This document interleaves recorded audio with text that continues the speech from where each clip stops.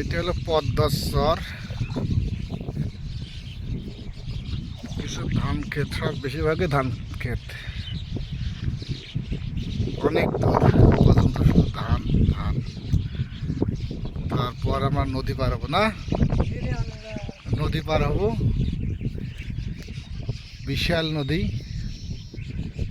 পাখির ডাক।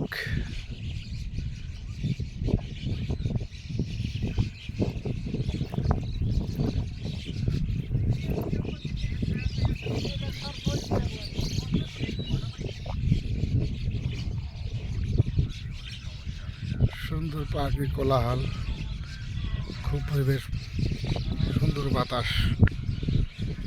গাড়ি এই জায়গায় রাখি গেছিলাম অনেক দূরে, স্কুলে এই যে ট্রেনের বেড়া দেখা যাচ্ছে।